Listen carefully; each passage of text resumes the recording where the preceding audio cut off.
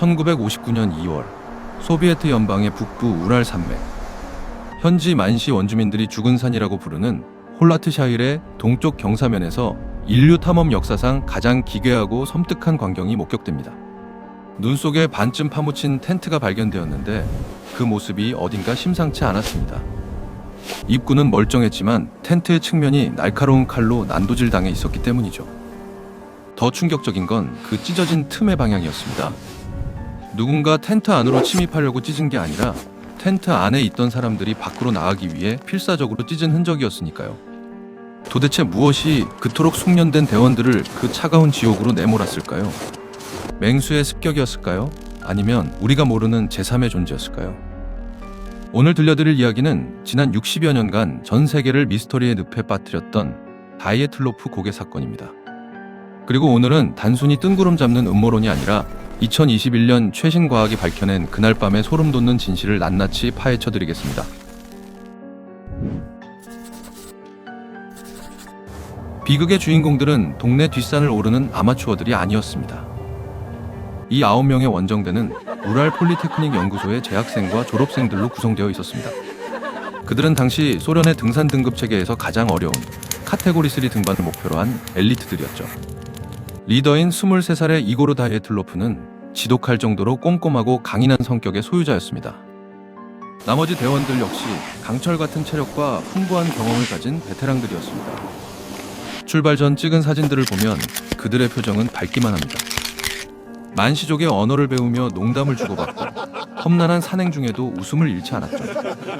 특히 원정 초기에 지병인 허리 통증이 악화되어 중도 포기하고 돌아가야 했던 유딘이라는 대원이 있었습니다. 친구들과 헤어지며 눈물을 흘렸던 그는 자신이 이 끔찍한 비극에서 살아남은 유일한 생존자가 되리라고는 꿈에도 생각지 못했을 겁니다. 운명의 날인 2월 1일 오후, 기상 악화로 시야가 확보되지 않자 다이에틀로프 대장은 계획을 수정합니다. 숲이 있는 안전한 저지대로 내려가는 대신 홀라트샤일 산에 개방된 경사면에 텐트를 치고 비박 훈련을 하기로 결정한 것이죠. 이때 그들은 경사진 눈밭을 평평하게 다지기 위해 눈을 파내고 텐트를 설치하는 작업을 합니다. 전문용어로 사면절개라고 부르는 이 작업이 훗날 어떤 나비 효과를 불러올지 이때는 아무도 알지 못했습니다. 저녁 식사를 준비하고 젖은 옷을 말리며 그들은 여느 때와 다름없는 밤을 맞이하고 있었을 겁니다. 하지만 약속된 날짜가 지나도 원정대로부터 아무런 연락이 없자 대대적인 수색 작업이 시작되었습니다. 현장은 모순투성이었습니다. 텐트 안에는 두꺼운 외투와 식량, 돈, 카메라 같은 생존 필수품이 고스란히 남아 있었으니까요. 텐트 입구에는 썰어놓은 햄 조각과 술병까지 그대로 있었습니다. 마치 밥을 먹으려던 찰나에 세상이 뒤집히기라도 한 것처럼 말이죠. 가장 기이한 것은 눈 위에 찍힌 발자국이었습니다. 영하 30도의 눈밭을 맨발로 걸었다는 것도 믿기 힘들지만 그 발자국들은 혼비백산하여 사방으로 흩어진 게 아니었습니다. 8명에서 9명의 발자국이 나란히 정렬되어 비교적 침착하고 질서정연하게 숲을 향해 아래로 이어져 있었던 겁니다. 이들은 텐트에서 약 1.5km 떨어진 숲 가장자리까지 이동했고 발자국은 깊은 눈 속으로 사라졌습니다. 그리고 발견된 시신들은 이 사건을 단순 조난사고가 아닌 엽기적인 미스터리로 바꿔놓았습니다. 숲 가장자리의 거대한 삼나무 아래에서 속옷 차림의 시신 2구가 발견됩니다. 그들의 손바닥과 팔은 성한 곳이 없었습니다. 마치 무언가에 쫓기듯 맨손으로 거친 나무를 기어오르려 했던 처절한 흔적이 역력했죠. 그리고 텐트와 삼나무 사이의 눈밭 위에서 다이에틀로프 대장을 포함한 3명의 시신이 추가로 발견됩니다. 그들의 머리 방향은 모두 텐트를 향하고 있었습니다. 즉, 숲으로 대피했다가 다시 장비를 챙기기 위해 죽음을 무릅쓰고 텐트로 기어가던 중 동사한 것으로 보였습니다. 하지만 진짜 공포는 눈이 녹기 시작한 5월, 계곡 깊은 곳에서 발견된 나머지 4명의 시신에서 시작되었습니다. 무려 4m 깊이의 눈 아래 묻혀있던 이들의 상태는 앞선 5명과는 차원이 달랐습니다. 마치 시속 80km로 달리는 차에 치인 것처럼 가슴뼈가 완전히 으스러져 있었고 두개골은 심각하게 함몰되어 있었습니다. 그런데 말입니다. 이렇게 뼈가 가루가 될 정도의 충격을 받았는데 피부에는 멍이나 상처 같은 외부 타격 흔적이 거의 없었습니다. 마치 거대한 압력 밥솥에 넣고 짓누른 것처럼 말이죠. 더욱 끔찍한 것은 일부 시신의 얼굴이었는데 한 여성 대원은 혀와 눈, 그리고 입술 일부가 사라져 있었습니다. 또 다른 대원 역시 두 눈이 소실된 상태였습니다.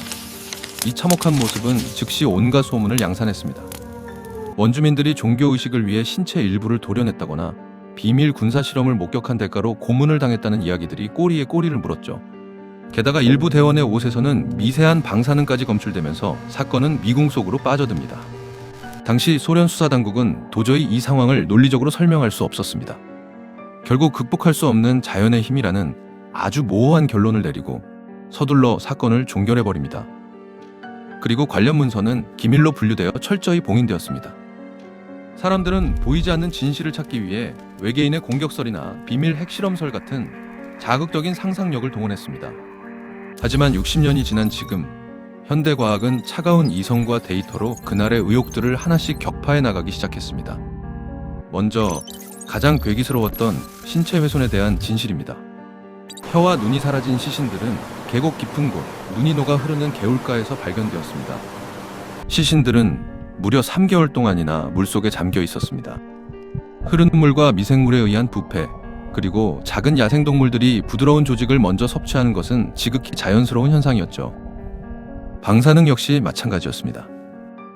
조사 결과 대원 중 한 명인 게오르기 크리보니셴코가 과거 악명 높은 마야크 핵시설에서 엔지니어로 일했다는 사실이 밝혀졌습니다. 그의 옷에서 검출된 미량의 방사능은 비밀 실험의 증거가 아니라 그저 그의 직업적 이력이 남긴 잔재였을 뿐입니다. 그렇다면 가장 큰 의문이 남습니다.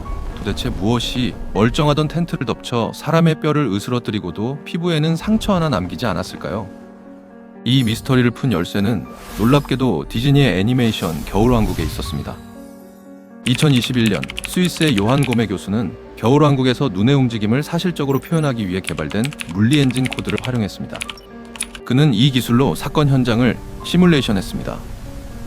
그리고 그 결과는 지연된 슬래브 눈사태라는 과학적 결론으로 이어졌습니다. 사건 당일 대원들은 텐트를 평평하게 치기 위해 경사면에 눈을 파내는 작업을 했습니다. 바로 이 행동이 눈층의 지지력을 아주 미세하게 약화시켰던 겁니다. 텐트를 칠 때만 해도 괜찮았지만 밤사이 산 정상에서 불어온 강력한 하강풍이 텐트 위쪽 경사면에 계속해서 눈을 쌓았습니다. 그리고 9시간에서 13시간이 지난 새벽 1시 무렵 마침내 눈의 무게가 임계점을 넘어섰습니다. 거대한 눈판, 즉 슬래브가 뚝 하고 끊어지며 텐트를 덮친 것입니다. 이것은 산 전체가 무너지는 대형 눈사태가 아니라 텐트 바로 위에 단단한 눈덩어리가 미끄러져 내린 국소적인 사고였습니다. 잠자고 있던 대원들 위로 수톤의 눈덩어리가 떨어졌습니다. 하지만 텐트 천과 침낭이 쿠션 역할을 하면서 피부에는 상처를 입히지 않고 내부의 뼈만 부러뜨리는 소위 압착 손상을 일으킨 것입니다. 이것이 바로 교통사고 수준의 골절상을 입고도 멍이 없었던 이유였습니다. 이제 과학이 밝혀낸 사실들을 바탕으로 그날 밤의 타임라인을 재구성해 보겠습니다. 칠흑 같은 어둠 속 우지직하는 소리와 함께 텐트가 무너져 내립니다. 잠자던 대원들은 순식간에 눈의 무게에 짓눌려 숨을 쉴 수 없는 공포에 휩싸입니다. 갈비뼈가 부러지는 고통 속에서도 누군가 칼을 꺼내 텐트를 찢었고 그들은 서로를 부축하며 밖으로 탈출합니다. 신발을 챙길 시간조차 없었습니다. 추가적인 눈사태가 덮칠지 모른다는 판단하에 다이에틀로프 대장은 즉시 숲으로 대피를 명령합니다. 그들이 1.5km를 걸어 내려간 것은 패닉 상태의 도주가 아니라 살기 위한 가장 이성적이고 질서 있는 철수였습니다. 숲에 도착한 그들은 젖은 가지로 불을 피우며 버텼지만 영하 30도의 추위는 너무나 가혹했습니다. 먼저 사망한 동료의 옷을 벗겨서라도 체온을 유지하려 했고 일부는 다시 장비를 가지러 텐트로 기어 올라가다 숨을 거뒀습니다. 계곡으로 피신했던 마지막 생존자들조차 설동이 무너지며 끝내 눈 속에 묻히고 말았습니다. 우리는 오랫동안 다이에틀로프 대원들을 공포에 질려 미쳐버린 희생자로만 기억해왔습니다. 하지만 진실은 정반대였습니다. 그들은 뼈가 으스러지는 고통과 극한의 추위 속에서도 마지막 순간까지 동료를 버리지 않았습니다. 자연의 무자비한 힘 앞에서도 인간으로서의 존엄과 동료애를 잃지 않았던 9 젊은이들의 처절하고도 숭고한 사투였던 것입니다. 60년의 세월이 흘러서야 밝혀진 그날의 진실. 차가운 눈 속에 묻혀있던 것은 외계인도 음모도 아닌 살고자 했던 그들의 뜨거운 의지였습니다. 오늘 밤 여러분은 이 사건을 어떻게 기억하시겠습니까? 미스터리라는 이름 뒤에 가려져 있던 그들의 진짜 이야기를 전하며 오늘 영상 마치겠습니다. 오늘 이야기가 흥미로우셨다면 구독과 좋아요 부탁드립니다. 다음에도 더 놀라운 이야기로 다시 찾아오겠습니다.